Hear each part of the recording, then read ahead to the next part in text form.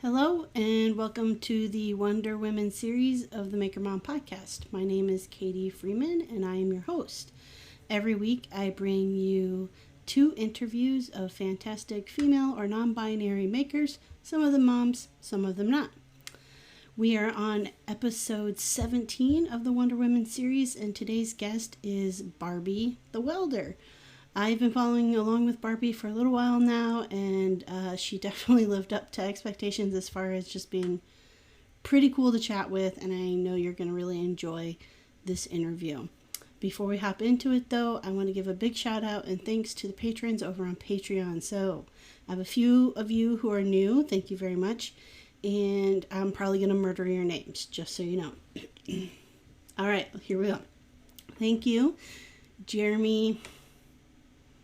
Specky? Message me and let me know if I got that right. And Sammy Lee, Lauren, Matthews, Sven, Windish, Rachel Moody, Bonnie, Larson, Laura, Pipitone, Mary Lou, Garcia, Amy, Duclos, Dan and Kelly, Brandy, Obey, Kathy, not even gonna try your last name, Ellen Smith, and Ethan Carter. All right, I'm down to, this is good. This is good news. We're up to 14 patrons, and it's getting to a point I'm not going to know everyone's handles over on social media. So, still going to say thank you and shout you all out at the start of every episode. Just know I'm going to be getting down to names just because it's getting a bit rough to make sure I keep everyone straight and on the correct handle. I don't know what you want to call it on social media. You know what I'm talking about. Anyways, enough of me rambling. Let's get on into the interview with Barbie the Welder. Well, on my podcast, I always have guests do their own introductions. So I'm going to start there and let you introduce yourself. Tell people who you are. So when you're ready, you can go ahead. Hello, my name is Barbie the Welder. I'm a full-time metal sculptor and a published author of 5 books. And I have created sculptures for major corporations like Miller Electric, Weiler Abrasives, Carolina Shoe Company, Harley Davidson, and exclusive clients in 15 different countries. That is awesome. What an introduction.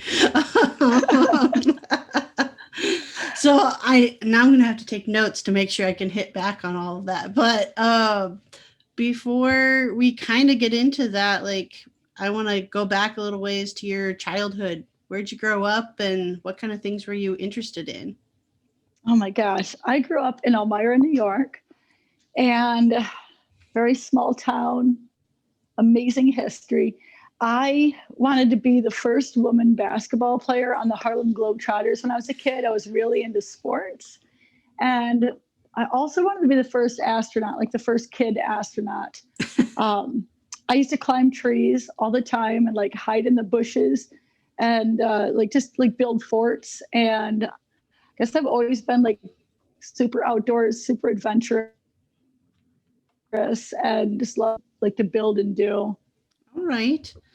Well, I mean, you mentioned 2 things you wanted to be the first at. Do you think you always kind of had like a drive to be kind of out of the, I don't want to say out of the norm, but, you know, being that trailblazer type person? As a kid, like, absolutely. Like, I stood out as a kid, not happily. This was different because of, I was homeschooled. And so I didn't have the connection with the other kids there. And then also my mom said that she could cut my hair, but I've got pictures that says that she was wrong. She made my clothes. She was a vegetarian, so our whole family was vegetarian. Like I literally was a turd in a punch bowl, like pretty much all my childhood, and just wanted to fit in so bad, but just stood out because of those things. But gosh, like what was the bane of my existence then is actually like literally like it's everything that you want as an artist is to stand out. So I've been training for this all my life. Well, that's perfect. I mean, yeah, you're exactly right. As a kid, all you want to do is like fit in, get all, make friends easily and stuff like that. But then as an adult, especially if you had that tough of a childhood, I think it makes it easier to like be okay standing out from the crowd. Yeah.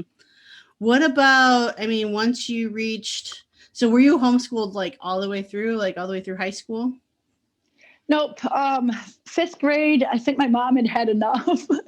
I loved it. It's kind of like this love-hate relationship with it. She just gave us freedom. Like there were certain tests that we had to pass by the state. And so she hammered in math and gosh, like in reading. And I mean, like, I loved, like she'd let me read, like, like 1 a.m. I'm like with a flashlight under like, okay, she didn't let me do that, but I was doing that. I just loved to read. But like, I wanted that connection with the kids. So like the first day of school, like you see the kids get on the bus and, so I wrote her ass pretty good about it. And so like after 5th grade, she's just like, fine, go to school. So 5th grade on, I went into the school system, zero socialization. And like went into the school. So, oh man.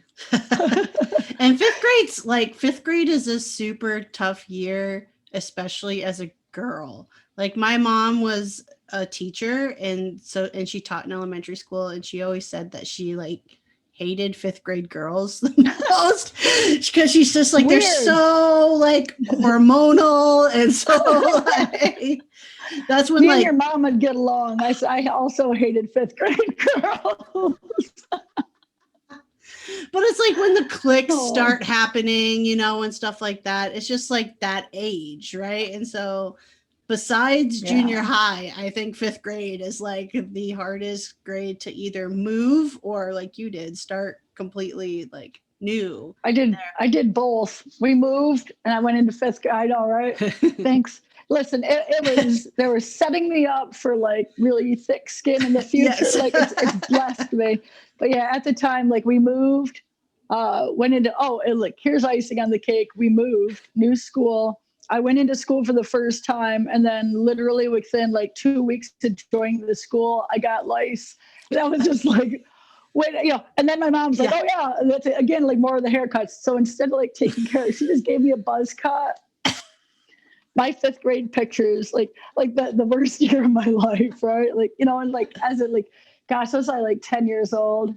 They're around 10. Yeah. And it's just like, man, like, let's add insult to injury. Like, hey, let's see how tough Barbie can really be. That's right. It's so good. I can laugh about it now. Like I did a lot of crying back then. I imagine, and I think probably justified at that age to be having that emotion to it. So what about like when you get out of high school, like what'd you do after high school? Well, to back it up just a tiny bit, I got pregnant at 16 and had my son at 17. So my senior year, which I already had been kicked out of regular school because of my behavior, I made excellent choices. I can't even look at you in the face and say that. I had my son went to school with me. So I was in the alternative high school my senior year and like just put him on the bus and we went to school together.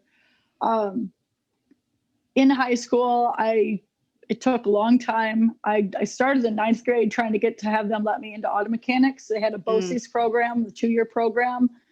I dealt with a ton of sexism. They said, don't you think you'd be happier in cosmetology or cooking? And I'm like, yeah, I haven't killed anyone with my cooking yet, but I don't want to take my chances, just wasn't my thing. And so finally, it took me until my senior year to get them talked into, like, I was really serious about this. So I got 1 year of auto mechanics, and leaving high school, I wanted to be, I wanted to have my own garage. That was my dream. Tried to get hired at Sears in the garage as a mechanic, tires and batteries, busting. Right. The manager there was like, well, you need college to work here. So I went to Corning Community College. As a single mom without any support, I was able to afford 2 semesters. And after that, I had to drop out because I just didn't have the money to pay for the books or the schooling. Mm-hmm. But I went back to Sears after the 2 semesters, got hired there, busting tires and batteries, even though I knew how to do like alignments and stuff. And then within a couple of weeks of me like needing college to get that job, they hired this guy that I had to train him how to do tires and batteries. So that's what I did out of high school. That is, first of all, I commend you for still going after your dream. 'Cause I know getting pregnant that young can throw a lot of people off course from what they want to do. I had one of my good friends in high school got pregnant. I think she was probably about the same age, about 16, and brought her baby to school with her. They had a little daycare child, and she was one of the most grown-up people I've ever known. But you're forced to be. Yeah, you are. And I was raised, my mom was a single mom until I was 15. So I have a lot of respect for single moms because they put in so much more work. Yeah. Oh, yeah. Oh, yeah. So, I mean, you're doing, I would assume like doing the tires and the batteries, that's not like the dream job, right? You wanted your own garage at some point in time. It kind of was. Yeah. it kind of was really like, I mean, it's not where I wanted to be end game, right? But just being in the garage, like auto mechanics was my first love. It was just being in the garage, being around the other mechanics, like just loved it. I worked my way up like over the course of the year that I was there. Minimum wage job. And because I'd gone to college for the 2 semesters, I learned a lot in that time. Mm-hmm. And within a year, they put me in charge of doing all the brake inspections that came in. And then when, like, if it was slow, I'm either sweeping or I'm over helping the grade 8 mechanics do alignments and stuff because I'm capable of doing that. And by the end of the year, I was in charge of all the brake jobs that came through that shop. But yeah, I went to the boss and asked for a quarter raise after the end of the year. And he told me, I don't give a good gosh darn, not those words, what you're getting paid. And it was like, I ended up quitting the job because they wouldn't even give me a quarter raise. And I'm out there doing everything, which happily doing everything. But yeah, I felt like I was worth a quarter more an hour. Like, come on, $10 more a week, man. It's not that much to ask. No, it's not. So, I mean, obviously now you're, a welder, and an artist. Like, how'd you get into that? Like, where'd that come up? So I was in the automotive industry with college, like including the time in college for 7 years, moved around to a bunch of different jobs, dealt with sexism in every single one. Except for the one that was, I sold cars for 3 months. It was awful. Just not my, like, yeah, it's like, I want to get my hands dirty and turn wrenches. Like, that's where my heart was. Just dealt with sexism one shop after another. It was just, it ended up like, I fell out of love, right? Just like, I allowed myself to like, just fall out of love with it. And just, I was young. I didn't know the right way to handle it. And so I kept quitting jobs and going to a new one instead of, like I tried a couple of times to be like, to go to someone else and be like, hey, this is what's happening. And it didn't turn out too well. They were just like, there's nothing we're going to do. And so I was like, F it, like it's go time. So for a little while, and gosh, don't quote me on time, but for a couple of years, I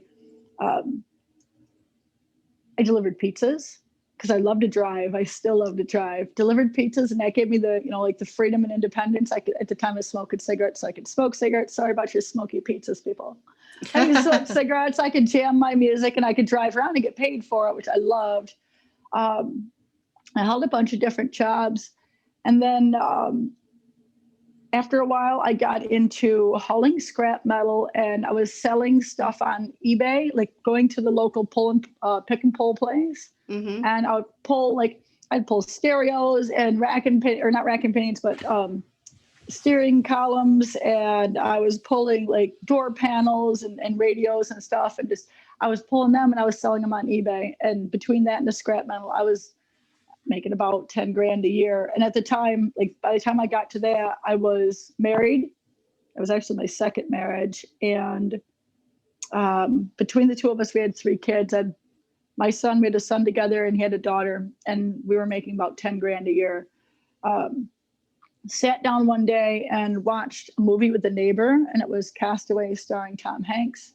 And in the beginning of the movie is this woman who is welding these giant angel wings in this big barn. She's got the hood down and it's dark and like the sparks are flying everywhere. And I can't explain it. It just sounds stupid when I say it out loud, but like with zero artistic experience, with never having welded before, like I knew in that moment, like that 15-second clip, that was what I was meant to be. And so started chasing that dream. And like I said, it sounds so stupid to say it out loud, but like, I don't know how to explain it. And it was just like, something just spoke to my soul. And I knew that's what I was supposed to do. Yeah. I don't think it sounds stupid at all, because there's always some I don't want to say random, but there's always some moment, I think, where you just know, like, and even if you've never touched it, you know, that's like what you're meant to do. I mean, I power carve, and I've never, I had done woodworking, but I'd never done power carving before. And I see one video of it and it's like, that is what I want to do right there. Oh my gosh. So we can talk about that later on, because have you ever heard of Ridgeway Rendezvous? I have not. It is the largest chainsaw carving gathering in the world. I was actually a part of it 2 years running on the t-shirt, only welder in the world to go.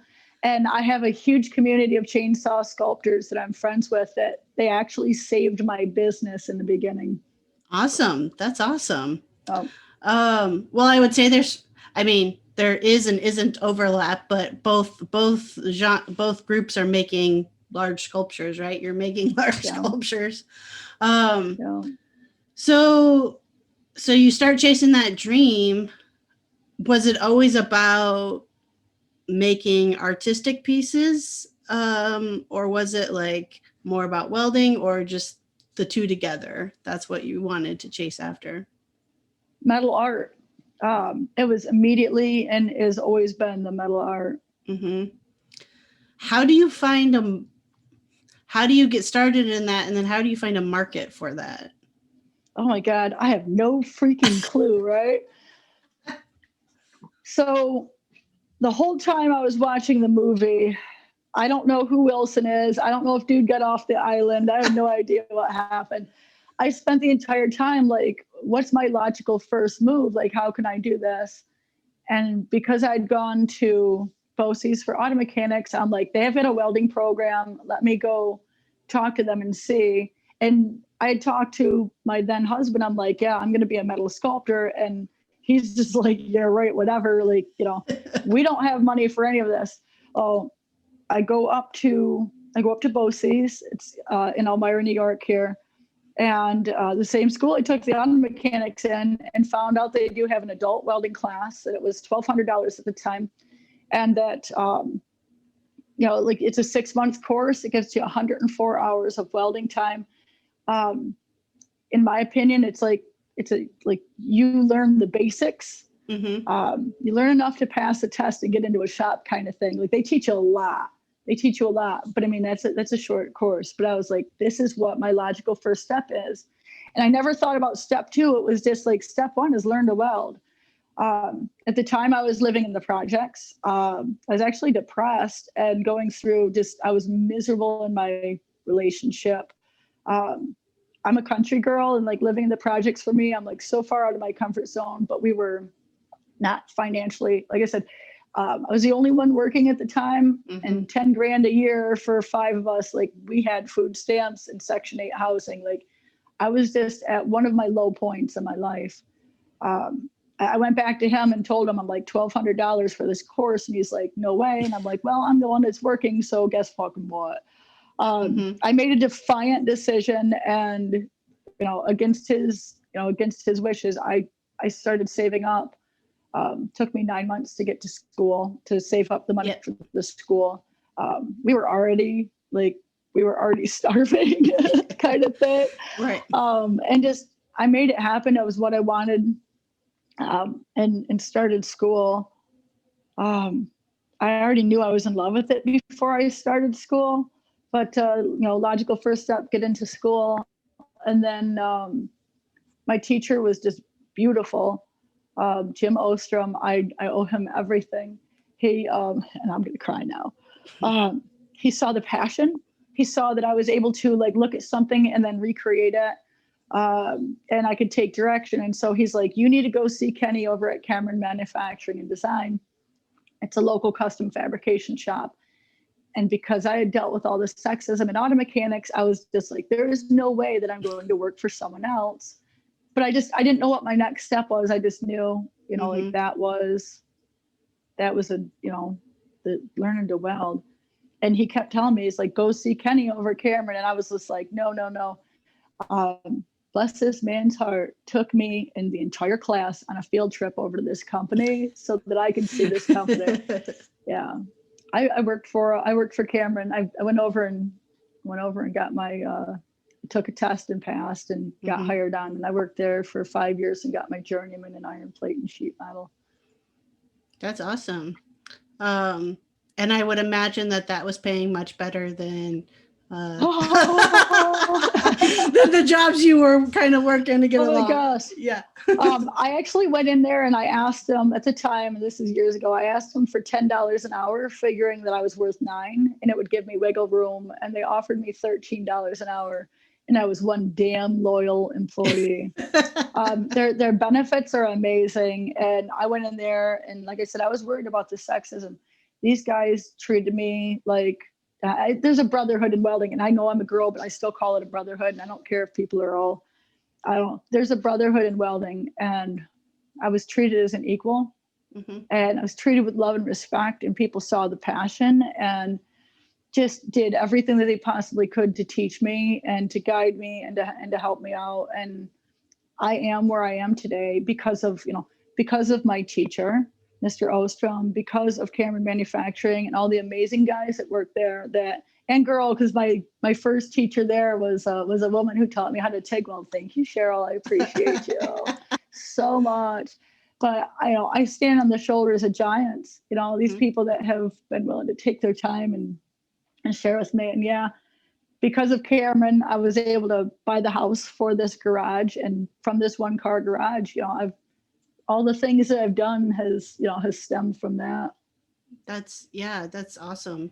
What do you feel the difference is between like the auto mechanic world and then like the welding world, you experienced anyways of just that, like the sexism, like why in one space and not in the other? What do you think the difference is?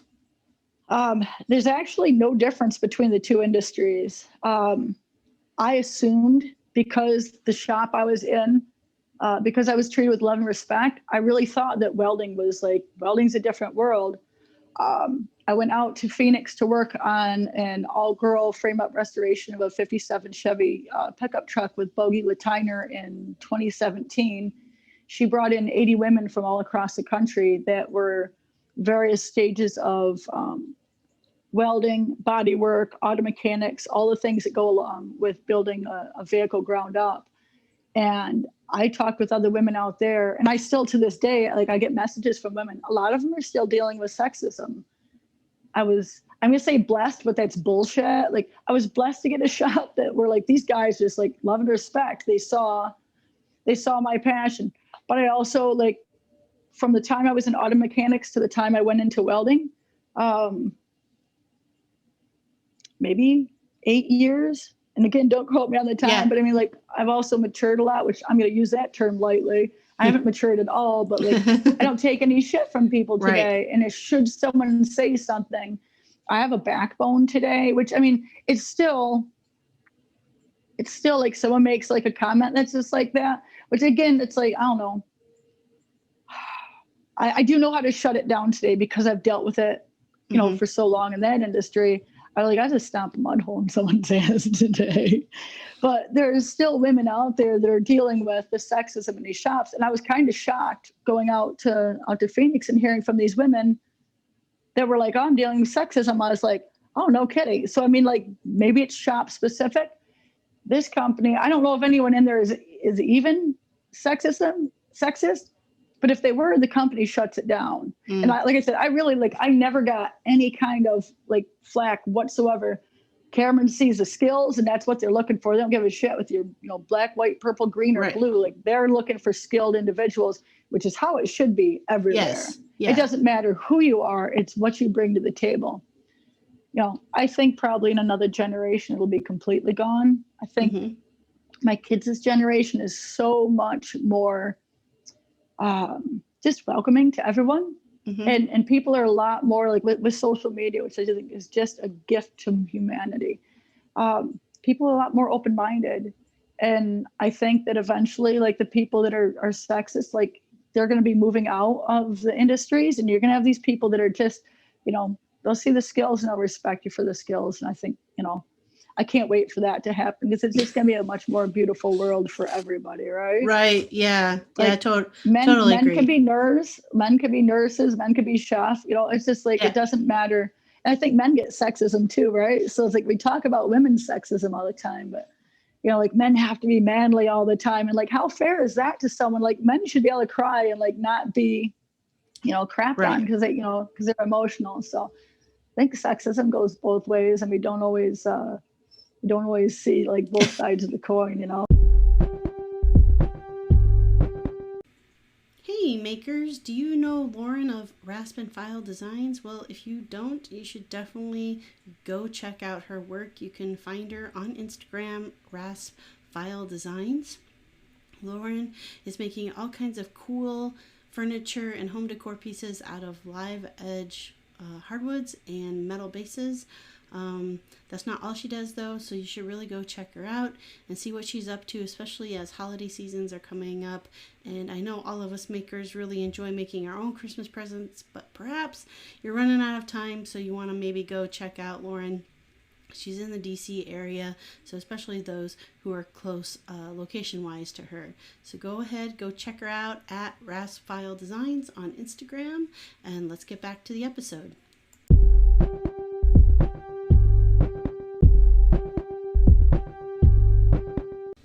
Hey makers, today's episode is brought to you by Tool Mom and Company, or some of you know her as Tool Mom Bonnie. She has all kinds of tool-related merchandise of gifts and clothing for all ages and genders available at toolmomstore.com. I have two of the coffee mugs. One says Go Girl, and it has a circular saw with flames coming off the back, which is super sweet. And then the other one is the definition of a tool chick, which just makes you feel kind of badass when you're drinking out of it. So if you are in the market, especially as we're getting close to Christmas, for any tool-related merchandise, be that gifts or clothing, make sure you head on over to toolmomstore.com. And extra bonus, you can receive 20% off at checkout if you use the coupon code MAKERMOM. All right, let's jump back into the episode.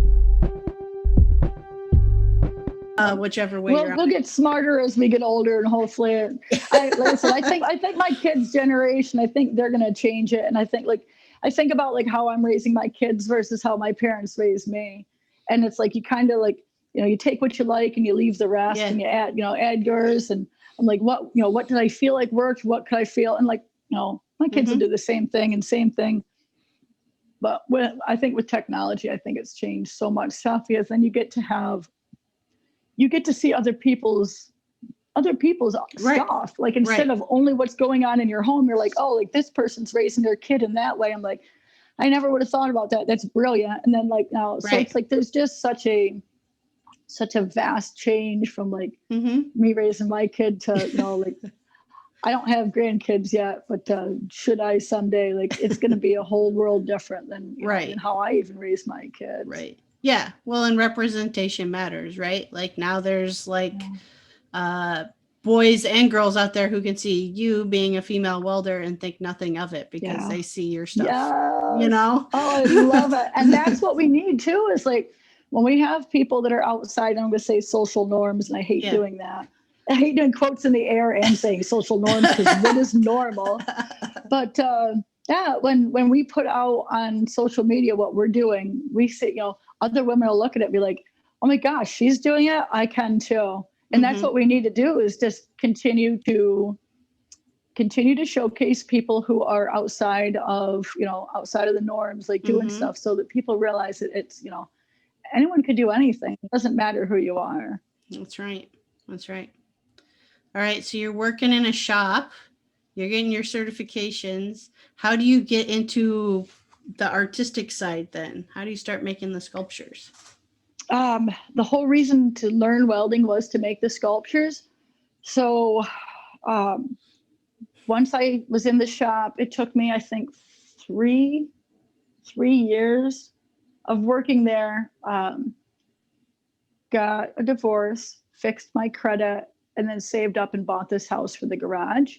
And then saved up for another, it took me 9 months after I bought the house. I'm looking at my welders to buy I love you, babies.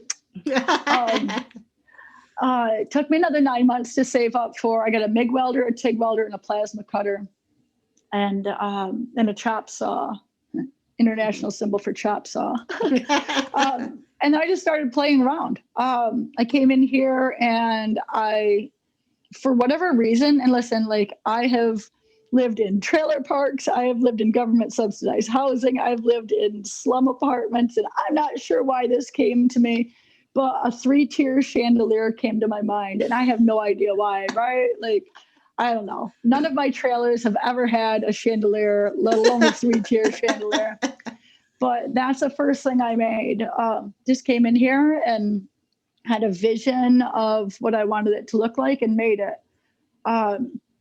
I found out later on that just because you can weld doesn't mean you can fabricate.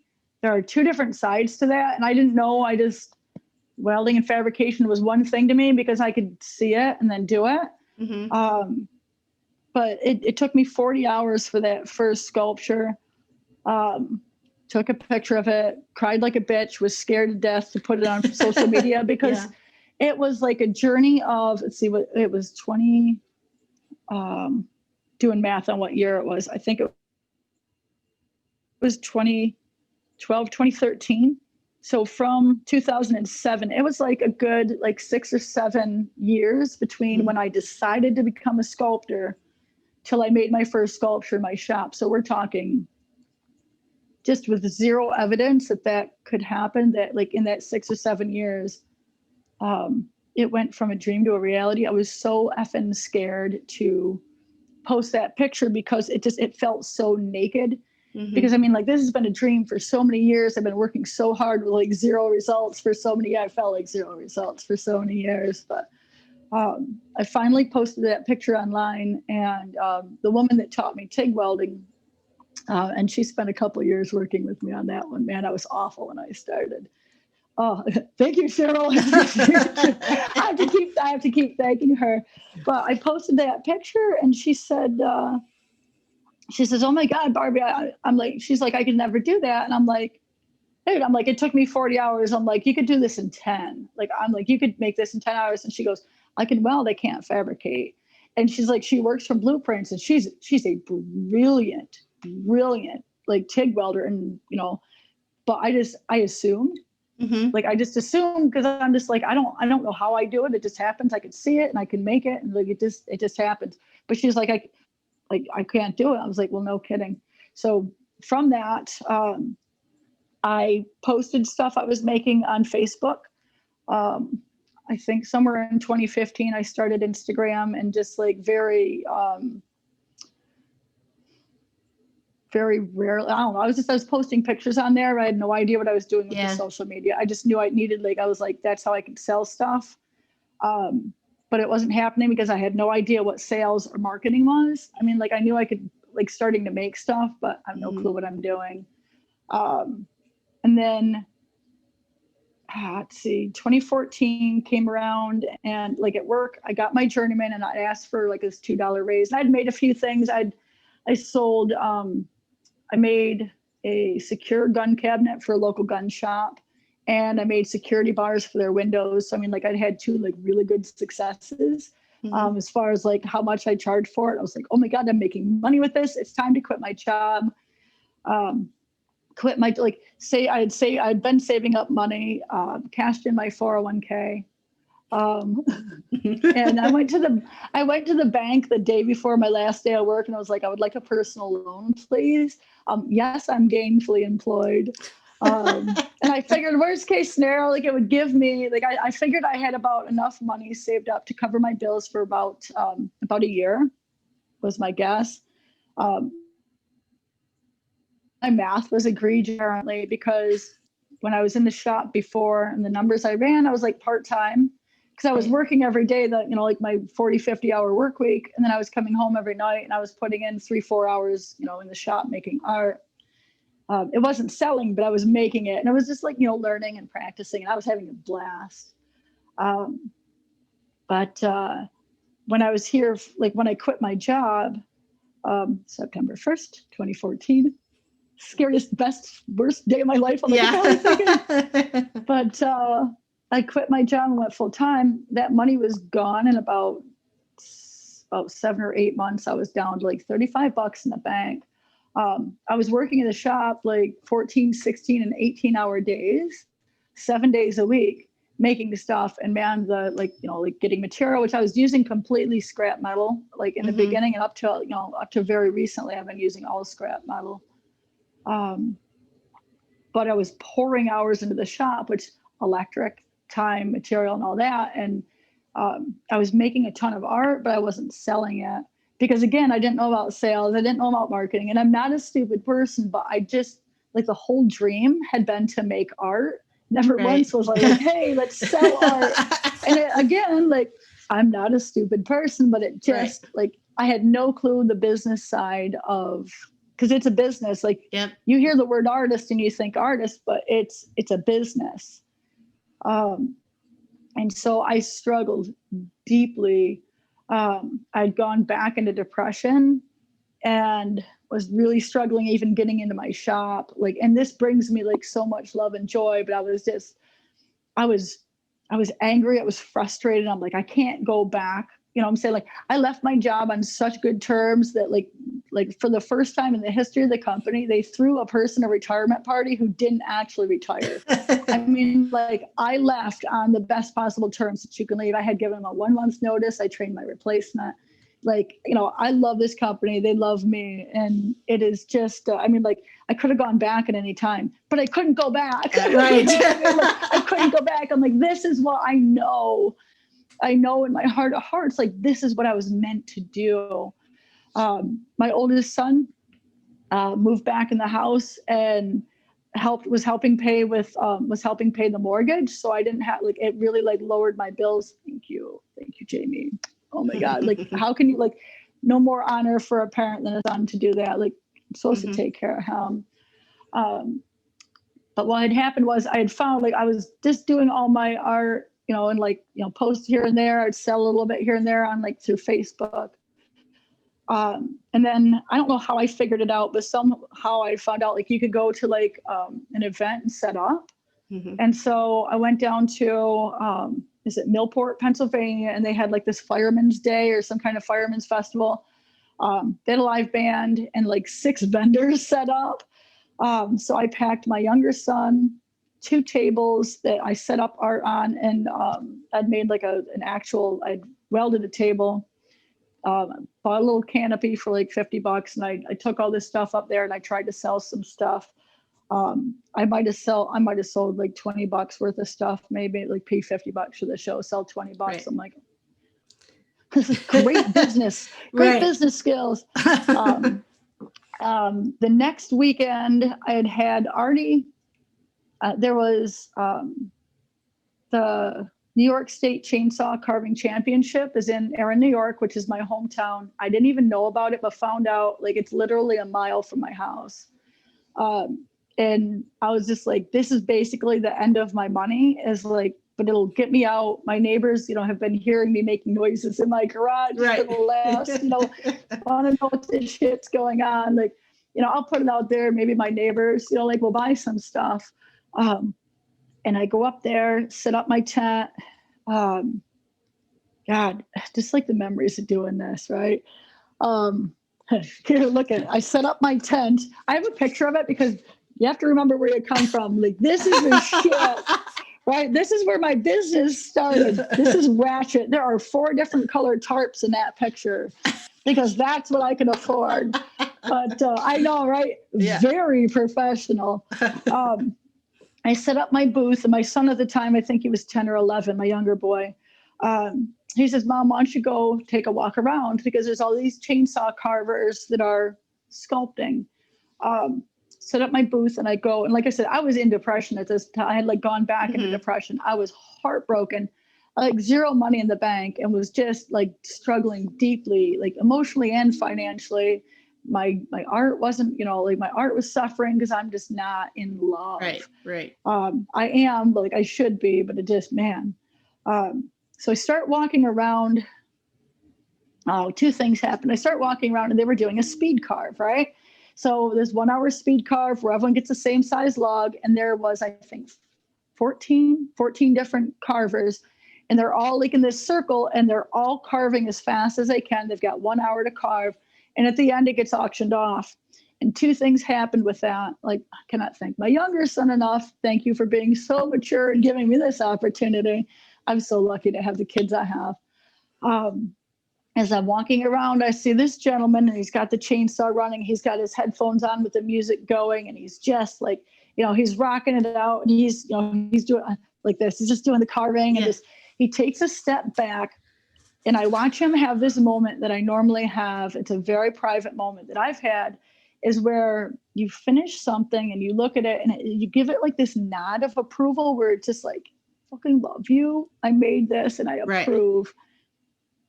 And I watched him have this moment, and it really just shook me to my core. It was just that's why. Am I allowed to swear? Because I'm yes. It's just gonna. Yeah, you're good. You're good. I'm just bitch. That's why you're making art. It's not to make the money. It's to have that moment of it's just pure love and approval. It's approval of self, because you made that. That's you. And so I watched him have this moment, and it just shook me. I was like, that's why you're making the art. Fuck the money. Go and make the art that makes you happy, that makes you go, yes, I made that, right? That happened. But also I watched the auction afterward. And what had happened was people are watching them create, and then they're buying it. And something clicked. I'm like, if people were to watch me create art, then they'll buy it. And so this is ridiculous because I'm a welder and welding, and you can't watch it. But I remembered at the company I used to work at, they have these things called welding curtains. And it's a see-through-ish, I'll say ish, see-through-ish curtain that you can watch a welder, but it's not going to hurt your eyes. You can't watch it for a long time, but you can watch it. Right. So I left that show with a couple of new friends who are chainsaw carvers. I love you, Cheryl and Snuffy. And the idea that I'm going to create a live art welding show, because I didn't have any money or anything in the bank, I just started going around to local businesses and asking them if you would donate 4 welding curtains to me that I could put around a little booth, that I will hang your banner up. I'll travel to all the shows. I'll put your banner up. I'll promote you. And then you'll go, I'm saying, together we rise kind of thing. I think I went to 19 or 20 different shops that all were just girl, you're bat crap crazy. And finally I go to Praxair, a gas company. I had to go get welding supplies. And while I was in there, I'm like, oh my gosh, welding curtains. So I started to ask the guy. And before I even got all the words out of my mouth, he was like, what do you need? Thank you, Praxair. They gave me 4 welding curtains, on the frames. And next thing you know, Barbie the Welder's live welding show, which I didn't have a name for it. Like it was born. Right. I started pulling shows with these chainsaw carvers who started inviting me to different shows with them. They're like, hey, you know, like my next one, like they took me out to Coney Island for 4th of July. And if you've ever been out there, like that's crazy people. I made more money there at that show than I had in like the entire year put together kind of thing. And it saved my ass. I mean, like I was struggling. I didn't get to weld at Coney Island, but I got to go out and sell my art. And like, I mean, I sold a lot of stuff out there, but I started traveling with the chainsaw sculptor, started making some money. I started pulling some other shows, but with the live welding thing, I just kind of pulled some shit out of my ass. That was just like, I'd see like this big show, like Americade. Americade is the largest motorcycle. It's like not just Harleys, it's just like all motorcycles. I believe, I don't know if it's on the East Coast or wherever. It's a large motorcycle show, 100,000 attendees every year. I contacted them because I love motorcycles, and I'm like, hey, I have this live art welding show. I'm like, I normally charge $500 a day, which is a total bullshit. Total bullshit. I never charge anything. I'm like, I normally charge $500 a day, but I will trade you for the entrance fee to get in, which was $1,800. And so the lady's like, I'll talk to my people. I get back a hold of you. I got Americade and got to weld into Americade, which is just incredible. From that, I ended up going up and down the East Coast and welding from Vermont all the way down to Georgia. In 2015, I did 48 shows in 52 weeks. I didn't weld at all of them, but like, yeah, I welded in 8 states that year. And so like, that's how I started really getting my name out, was like through these shows, but I also learned about social media and really about taking great pictures and promoting what I was doing. But then after doing all those shows, 2015, I was really starting to feed my belly. Like the money was coming in, and I was getting some eyeballs on my work. I think at that year, Bailey Industrial picked me up as a sponsor, which was just crazy. And it might've been 2016, but at the end of 2015, I was sitting at the Chemung County Fair, and I'd set up my booth for the 7 days, I think it was, at the fair. Was there 6 days, however long it was. It was like 71 hours. I remember the hours because I was sitting there. They wouldn't let me weld at it. And so I'm like sitting in the booth, and I'm just like, I made a little bit of money, but like it just clicked in my head. I'm like, I am making money. I was feeding my belly. I no longer have to eat ramen noodles. Like I can choose to now, but I wasn't feeding my soul. What had happened was I was coming home, end of weekend, end of a show. I was hammering out mass-produced stuff. I love it. It's beautiful. But it was the stuff I knew in a price range from like $10 to $75. Yeah. It would sell really fast at shows. And like I said, I was making good money. Like I'm like, holy crap, like this is working. But my art wasn't progressing, and I wasn't welding as much as I wanted to, because like I weld for 3 days and then travel to a show. And like I said, from Vermont to Georgia, like it was, I was all over the place. Met the most amazing people, but the art wasn't progressing. So I was sitting at that fair and all that downtime. I'm like, that's it, man. I'm like, for 2016, I'm picking 3 of my favorite shows. I'm only going to do those 3 shows, and I'm going to learn how to sell online. And that's when I really started getting serious about my social media. I study on YouTube how to have a YouTube channel. Yeah, I study on YouTube how to do Instagram, and how to grow followers organically. And what ended up happening is, in this journey, it was never intended in the beginning. My journey was just going to be to create art.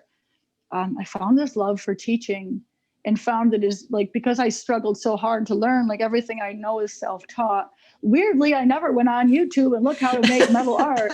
Like, don't ask. Again, I feel like I'm an intelligent woman, but like, I literally just went and I taught myself how to do the art. But because I struggled so hard in trying to grow my business and grow my art and like get my art really to level it up, that as soon as I would learn something, I'd want to teach someone else, because I'm like, this is bringing me so much joy that if I could teach someone else, like maybe someone else could start their own business, or even just go and tinker around in the shop and just really have fun creating. because there is this just such deep sense of joy and fulfillment in creating and like building with your hands and seeing it come from here to like being like from nothing to something. There is just such a deep fulfillment. It brought me self-love. It pulled me out of depression. It took me from someone who like I used to really deeply hate myself, and I've gone through some stuff because of that, to today like I'm so in love with myself. Like I love who I am. I'm very deeply proud of who I am. And so my wish and desire is that by teaching, I can bring other people, you know, like hopefully they can find that, you know, that self-love as well. The, you know, like the fulfillment and creation. Yeah. Yeah, absolutely. I'm right there with you in the sense of like when you find something you love to create, like it's almost just as fun to like share that with somebody else and watch them like get that moment themselves. Like I went to a conference at the start of the year before all of this COVID stuff happened. And I taught I co-taught a power carving class there, and there were a couple of people who took that class who had never tried it. And then it's like, but I watched them fall in love with it. And then, you know, now they do it. And it's like, yeah, that's what's really fun and exciting. Oh, that's amazing. That's so cool. Like one of my favorite things about chainsaw sculpting is that there's so many women involved. It really shocked me when I first saw it, because it's like I'm so used to being the only in my field when I was a mechanic and as a welder. And to see so many women out there, I'm just like, I love it. I love it. It's fantastic. Women bring a different mindset to stuff than men do. And like the men make this incredible stuff like the women do too, but it's just amazing to see just that. It's different. It is. You can tell. It is. Yeah. It's really cool. It's wonderful. So you also mentioned in your intro about you have wrote 5 books. That's quite a few books. So are they about your craft? Are they just about like life experience? Like what are your books about? So I've got both actually. Voted least likely to graduate high school, let alone like write books, right? Like English was my worst class in school. You're welcome. Just never imagined a million years. But my first book came about when I had a friend in an entrepreneur group that I joined later on, who is, he calls himself a part-time photographer, but he's amazing. Took a picture of my horseshoe wine rack.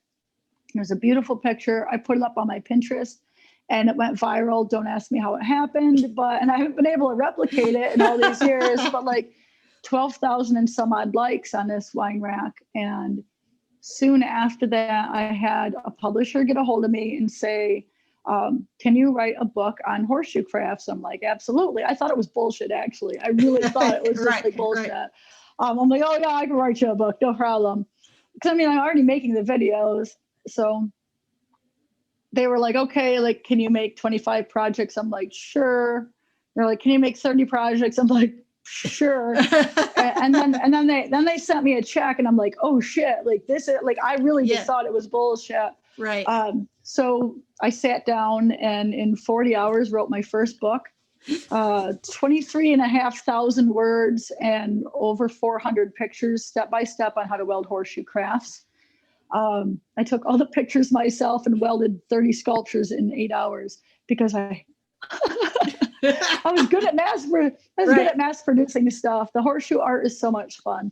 So my first book is Horseshoe Crafts, more than 30 projects you can weld at home. And that was done with a publisher, with Skyhorse Publishing. My second book is called The Inspiration Blueprint.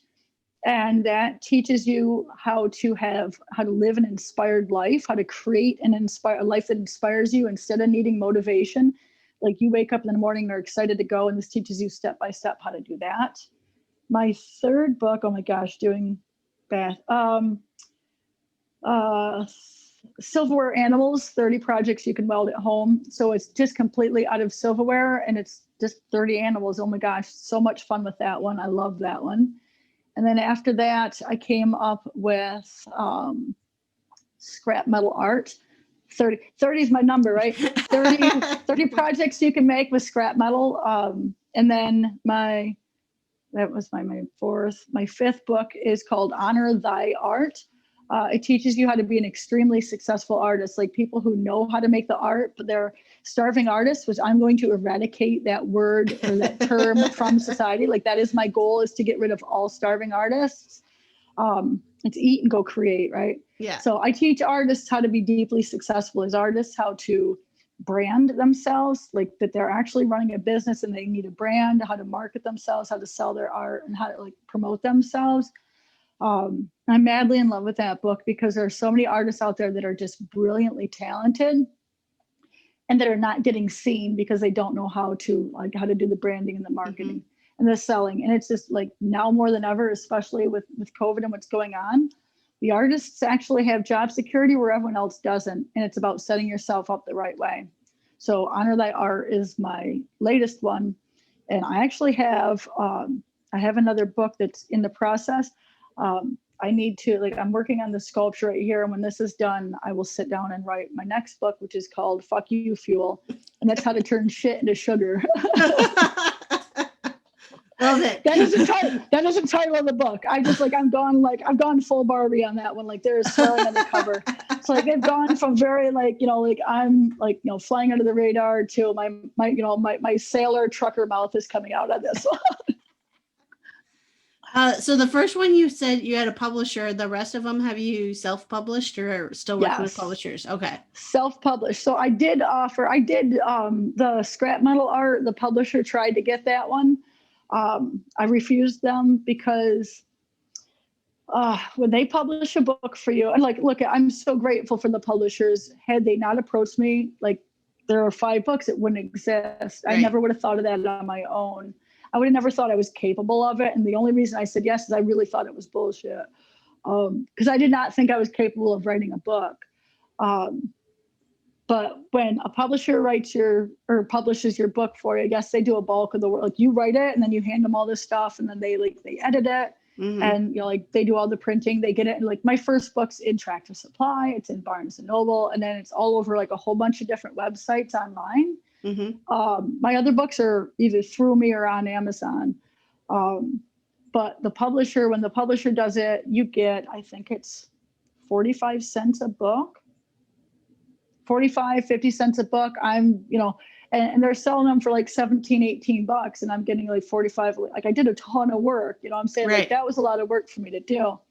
And so when I published I offered them the second book and they're like, no, thanks. I mean, it's totally the inspiration blueprint's right. Totally different so it wasn't in their wheelhouse, but it was part of my contract that they got my second dibs. I published that and I get $9 a book. It is a world of difference between how much, I'm saying? So they went after my, I didn't even offer them the silverware book, the silverware art, the metal art, good job, Barbie. The How to Weld Silverware Animals book. I didn't even offer them that. They must be watching me because they came after me for that. They wanted to publish the How to Weld scrap metal art book. And I asked them for more money per copy because I'm they can get it into places that I can't. Right. And the idea of creating these books is so that people can learn to weld.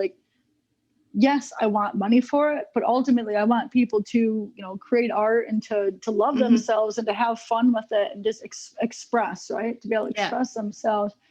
And so if I can let them do the bulk of the work and then I can collect a little bit of money and it gets out to more people, I'm that's where I want to be, right? I want the people to have it. The book's no good if people don't read it.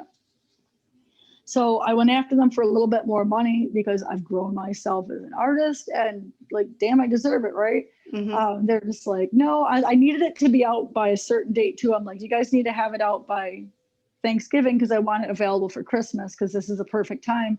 And they couldn't hit either thing. And I'm sorry, So I ended up publishing it myself, which it's actually done wildly good. And I'm super excited about it. And they're all 5 books are available through Amazon. Plug for myself. That's right. Hey, I'm all about self-promotion during the podcast. Oh, shameless self-promotion. Yes. I'll just be hitting you up. I'll be hitting you up later. I have a couple of books that I want to write and I'm kind of at what you were Yes. at before of like, I don't feel totally confident that this is something I can do, well and execute well, but I'm right now just soaking up information from all these wonderful Yes. creative women who have already done it and trying to It's get there. way easier. It's way easier than gosh, it's way easier. And if you're going to go and do it on the sculpting side and like teach people how to Mm-hmm. sculpt, if that's your vision, I could show you how to do it super easy so that you can show exactly how to do it with make it as easy as possible for people to learn. Mm-hmm. Mm-hmm. So, yeah, happy to help you with that. I'm excited. Awesome.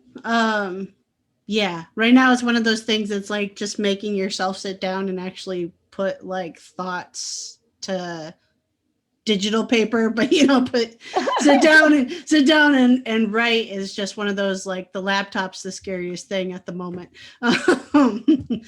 type thing. But um well, we are actually at the end of our time, so I'm gonna give you more opportunities for shameless plugs of how people can how you want people to find you and follow along with you. The best way is through social media. I'm pretty active on Instagram, LinkedIn. I love, and like each social media platform gives me a little bit different of a way to express myself. So, like my business side is over on LinkedIn, and I love LinkedIn. LinkedIn is just amazing. Instagram is where I do most of my teaching, as far as just like this is the products I use, like this is how to get this technique, or this, here's like a new YouTube video. I teach through YouTube, so anytime if you're looking for how to weld metal art, just search Barbie the Welder on YouTube. I'm Barbie the Welder on all platforms, but Okay. YouTube, LinkedIn, Instagram, Facebook, and I'm freaking in love with TikTok. I'm over on TikTok now too. Uh-huh. So all of those, and my website is barbiethewelder.com. Awesome. And I know you do lives because I follow you on Instagram and TikTok, so, and LinkedIn, I think. So So I know you do thank live. you. You're Thank welcome. you. I know you do lives. I've seen you do lives on TikTok and Instagram, right? Do you do those consistently? Instagram is where I go live most of the time. Okay. TikTok, I have done live, I think, once. And I really should get into, like, I think it'd be cool to get into just like live streaming some sculpture building. I was doing that for a while over on YouTube, but it really wasn't, I don't know. It just, with all due respect, it kind of takes away from like, I'm like, oh, is the camera right? Is this? Right. And I need to Yeah. be focused on my Right. art. So TikTok, I think I could just set it and forget it. And it was like, oh yeah, I'm live streaming. That's right. So just kind of set it up so that, people go watch me create on there. I think probably TikTok would be, I just haven't done it yet, and I just need to pull the trigger, right? Yeah. Yeah. It's one of those things too, though. Like, I've done the live streaming of creating on Instagram, and I think like the process takes longer than what I think people think it takes. If that makes Oh sense, my gosh. you know. Let's see. You're looking at this is America's ass. You're Uh-huh. looking at 2 months into a sculpture that I thought was going to be done a month ago. I Yeah. still need to finish welding and grinding the top of her. That'll be done today. I have her arms and her head and her hair to do still.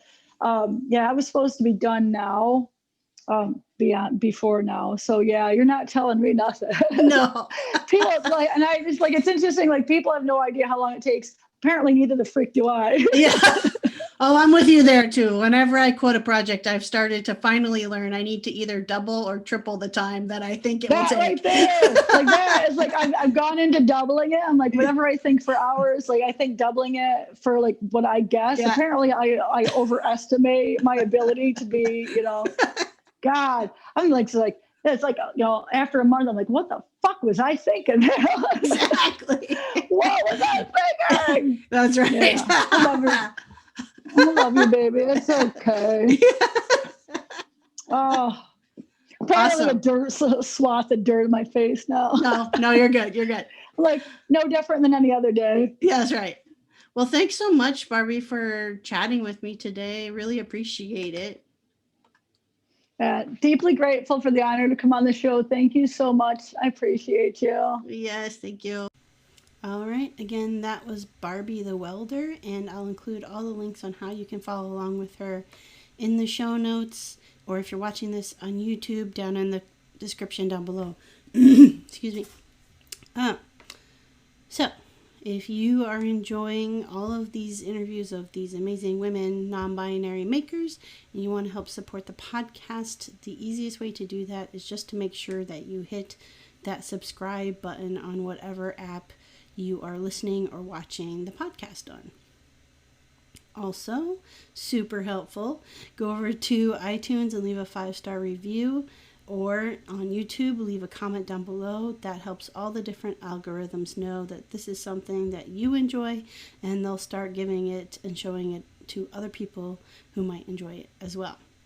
Lastly, you could totally just share out your favorite episode, your favorite maker out on social media. If you do it on Instagram, make sure you tag at MakerMomPodcast so that I see it, and then I can repost it as well to give you credit for sharing the episode. I really do appreciate it, and as long as you tag me, that makes sure that I see it and get to know that more people are watching the podcast. If you want to up it a little bit as far as supporting the podcast, head on over to Patreon. That's patreon.com/MakerMomPodcast. There's a few different tier levels for you over there. A $1, $3, or $5 tier level. All of it gets you part of the tribe, gets you access to any additional content that gets put out. And then there's different merchandise depending on what tier level you pick. There is also a $30 a month tier level, which makes you an official sponsor of the podcast. Those spots are limited. In fact, I only have one left. So if that is something you were thinking about, make sure you hop on that sooner rather than later. But as an official sponsor of the podcast, then you get your own little ad spot somewhere within the episode, every month. Okay, or if you just want to flat out get some merchandise, a sticker or a t-shirt, you can message me over on Instagram, again, at MakerMomPodcast. You can also email me, makermompodcast@gmail.com, and let me know if you want a t-shirt or a sticker, and we can make that happen. When I am not making a podcast, when I'm not interviewing guests for that podcast, I am designing and making furniture and home decor for Bold Homes over at freemanfurnishings.com and at Freeman Furnishings across all the different social media platforms. So TikTok, YouTube, Facebook, Instagram, LinkedIn. I think I got them all. But that's where you can find me and check that out as well and see what projects I am up to or shenanigans. I will throw out there that there are an occasional me dancing in the shop video. Just saying. All right, so it is Wednesday. It is hump day. We are halfway through the week. If you are not a full-time maker, I hope that you're getting to get out in the shop and make something, give you a little bit of that you time. If you are a full-time maker, I still hope you're getting some of that you time in right now. And I'll see you guys all on Friday.